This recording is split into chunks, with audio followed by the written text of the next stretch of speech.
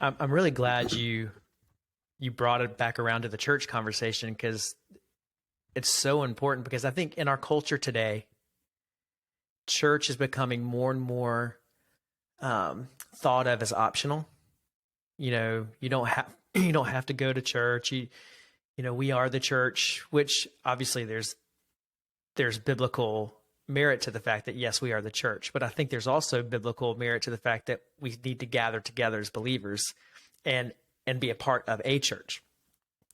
And I think it's the reason it's becoming more and more optional is because church gets hard sometimes. It gets hard to actually be committed to community. It gets hard to serve in ways that are not always seen or not always appreciated. It's hard to give sacrificially. It's hard to hear the word of God preached and then be like, you know what? I need to actually do something with that. And I think when we just treat church as an add-on rather than a non-negotiable, we're missing out on so much of the actual discipleship process that we're meant to go through.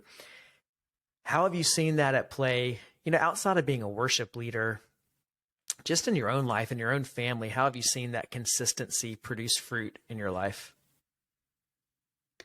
Well, I mean, it's so true what you're saying. And we need community and we need accountability. And I think it feels kind of like, well, I've got a leg up because I'm on a church staff. So it's like this built-in, rhythm that obviously I'm going to be at church or better. It's my job. But like, it's, for me, I have seen it play out where it is so much of a lifeline. And my relationship and friendship with you after 15 years has been one of the most significant parts of my journey with the Lord. And you've been such an encouraging voice in my life. And you've held me accountable, and you've spurred me on, and you've,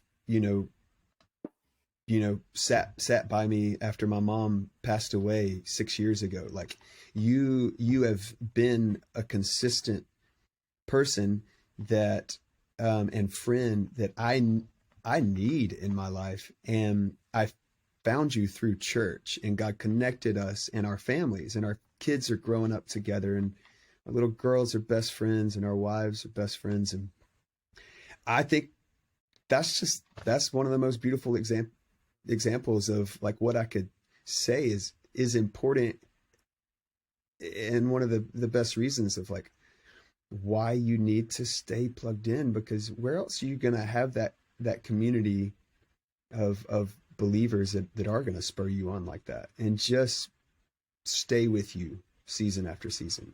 Yeah. I love that. And I mean, I was thinking about that too with your family, how, I mean, you and Beth picked Ferris and I up from the airport, drove us straight to the hospital when the twins were born, in like emergency surgery that night. And y'all were there in the hospital with us when Sydney was born. And, we both walked each other through some really hard moments and also some really great moments. And that's the kind of community that doesn't happen by accident.